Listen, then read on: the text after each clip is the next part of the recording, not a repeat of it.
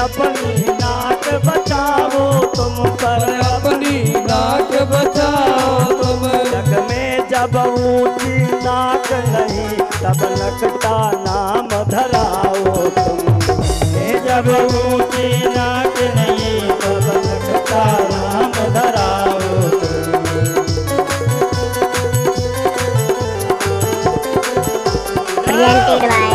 भजन music. इस प्रकार मैंने इस चौपाई में सबरी बात कह दी, अब समझते रहो अपने आप। कहते हैं कुछ लोगों का मन हो रहा है लेकिन सोच रहे हैं मोड़ा से पूछो कि मोड़ी से पूछो कि लोगाई से पूछो, और लोगाई भगवान के यहाँ चली गई तुम भी वहीं चले जाओगे हैं? तो कहते हैं इस प्रकार से भगवान की बड़ी कृपा है।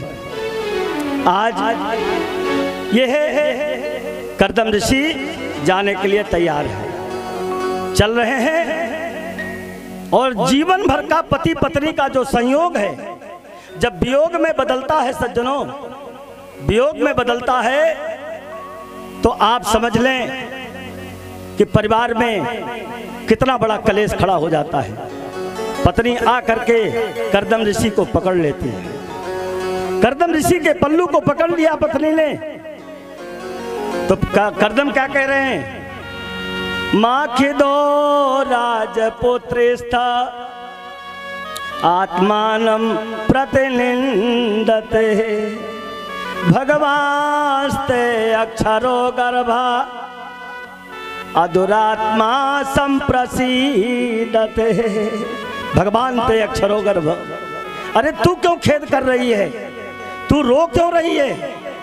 मैं अकेले जा रहा हूँ और मैं जिसकी कृपा प्राप्त करने के लिए जंगल जा रहा हूँ, जो ये लोग खड़े हैं यहाँ, खड़े रहना ठीक नहीं है, या तो कहीं बैठ जाएं, अंदर आ जाएं, या इधर उधर हो जाएं। तो कहते हैं इस प्रकार से आज पति पत्नी में विवाद बन रहा है, और तुम्हें तो तुम्हारे जिसकी कृपा मैं प्राप्त करने जा रहा हूँ ना, वो तुम्हारे गोद में पुत्र के रूप में बैठे हैं। मैं अपने चौथेपन को सुधारने जा रहा हूँ देवी, और चौथापन तुम्हारा है, तुमको भी अपनेपन को सुधार लेना चाहिए, क्योंकि कोई किसी की कब्र में सोने नहीं जाता है। तो कहती हैं कि प्राणनाथ तुम बिना जग माही, प्राणनाथ तुम बिन जग सुखद कतहु कछु नाही, मोको सुखद कतहु कछु नाही। जिया बिना देह नदी बिन बारी, जिया बिना देह नदी बिन बारी।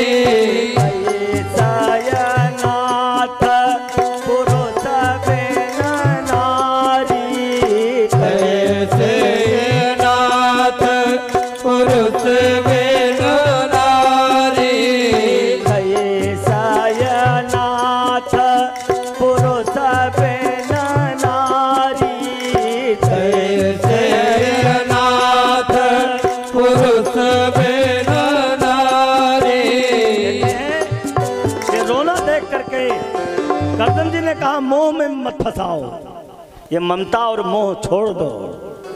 आज इस प्रकार से कर्दम जी समझाते हुए और सीधे कर्दम जी महाराज निकल पड़ते हैं। कर्दम जी के चले जाने के बाद अब तो मन बड़ा अशांत रहता है।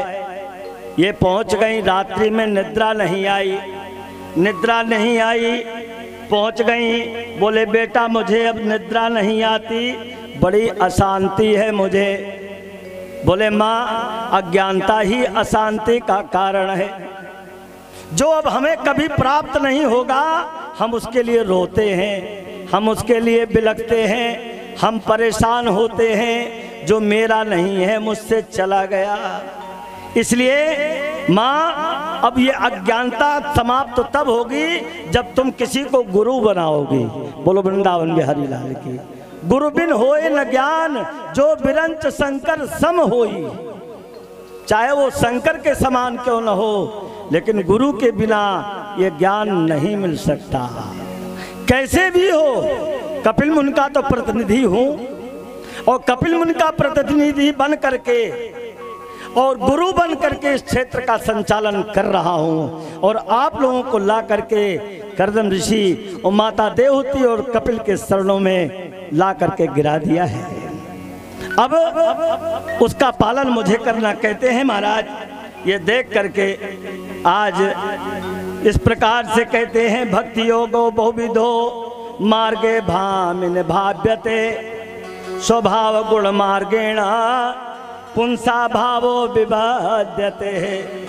मनुष्यों के स्वभाव और गुण के अनुसार भक्ति के अनेक भेद हैं, ध्यान रखना।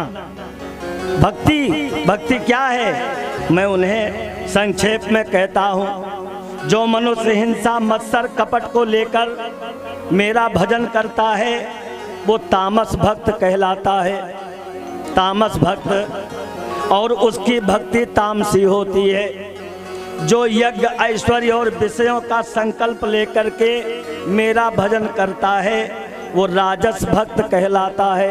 ध्यान देना, कहते हैं उसकी भक्ति राजसी होती है। मेरी प्रसन्नता और अपने पाप निवृत्ति के लिए, अपने पाप निवृत्ति, ध्यान दें, कुछ लोग इधर उधर देख रहे हैं। भगवान क्या कह रहे हैं कि मेरी प्रसन्नता के लिए और अपने पाप निवृत्ति के लिए जो मेरी भक्ति करता है वो उत्तम भक्ति कहलाती है। बोलो वृंदावन बिहारी लाल।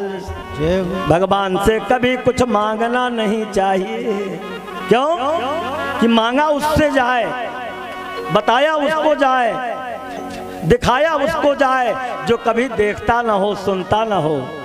हमारे नारायण कैसे हैं? बिन पग चलाया सुनय बिन काना और कर बिन करम करय विधि नाना।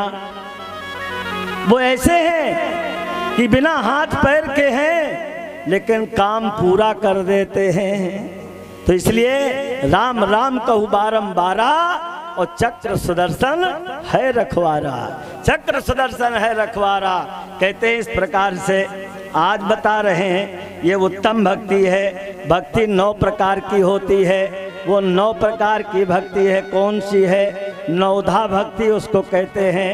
नवधा भक्ति में प्रथम भगति संतन कर संगा, दूसरी रमन कथा प्रसंगा। प्रथम भगति संतन कर संगा, प्रथम भगति संतन कर संगा। ओ प्रथम भगति संतन कर संगा, दूसरी रमन कथा प्रसंगा। गुरुपद पंकज सेवा, तीसरी भगति अमा। जय हो। चौथी भगति मम गुण गण करे कपट तजगान। मंत्र जाप मम दृढ़ विश्वासा, ओ मंत्र जाप मम दृढ़ विश्वासा। पंचम भगति सुवेद प्रकाशा, पंचम भगति सुवेद प्रकाशा। षटदम शील विरति बहु कर्मा, षटदम शील विरते बहु कर्मा। ओ षटदम शील विरति बहु कर्मा। निरत निरंतर सजन धर्मा, निरत निरंतर सज्जन धर्मा। सातम सम मोम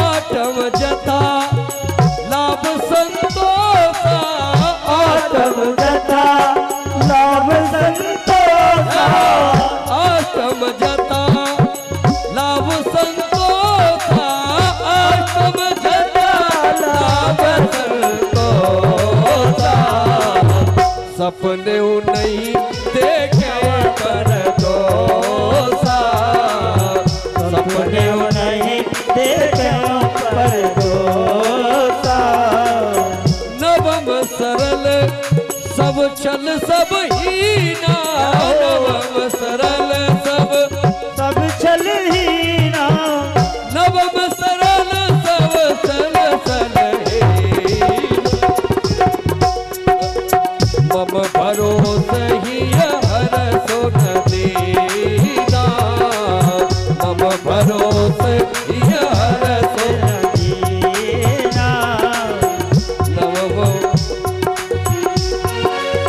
आठों जो एक होई, नवम जो एक होई, नवम एक जिनके होई, नारी पुरुष सचराचर होई, नारी पुरुष सचराचर होई, नारी पुरुष सचराचर होई। आठों जथा लाभ संतोषा, गज धन गोधन बाज धन और रतन धन खान, और जब आवे संतोष धन और सब धन धोरी समान। आठों जथा लाभ संतोषा, चाहे हानि हो चाहे लाभ हो, दोनों में संतोष करना चाहिए। जाहि विधि राखे राम ताहि विधि रहिए, और सीताराम सीताराम सीताराम कहिए। और कहते हो सपने नहीं देखो पर दोषा। ये बात बताइए, सपने नहीं देखो पर दोषा। रामायण क्या पढ़ रहे हो? इसका मतलब रामायण का अध्ययन नहीं होता है घर में। एक चौपाई दो चौपाई, ये कह रहे हैं कि धर्मम भजस्व सततम त्यज लोक धर्मान, सेवत्स साधु पुरुषान जय काम तृष्णाम, अन्यस्य दोष गुण चिंतन मास मुक्त्वा, सेवा कथा रसमहो नितराम पिबत्वम। कहते हैं कि भागवत की कथा सुनो, लेकिन संसार की मत सुनो। संसार की मत सुनो। संसार क्या क्या है? धर्मम भजत्सु सततम त्यज लोक अधर्मान। धर्म का भजन सत्संग हमें सदा करना चाहिए, लेकिन संसार का भजन हमें नहीं सुनना चाहिए। कुछ लोग बैठ के इधर उधर संसार का भजन सुन रहे होंगे, सोच रहे होंगे कहां से गोटी फिट करें, नारद जी भी फेल हो जाएं। बोलो वृंदावन बिहारी लाल। कितना बढ़िया जलजला चल रहा है, कहां से ऐसी गोटी फिट कर दें कि मामला भड़क जाए। बोलो वृंदावन बिहारी लाल की। लगे हैं कल से, वो मेरी निगाह में है, ऐसा खटखटाऊंगा ना कि नारियल भी नहीं खटखटाएगा ऐसा। हाँ, इसको समझ लेना, अगर निगाह में पड़ गए हमारे तो, और नहीं तो सबके और हम और सब हमारे, सबके हम और सब हमारे, सब निगाह में है हमारे।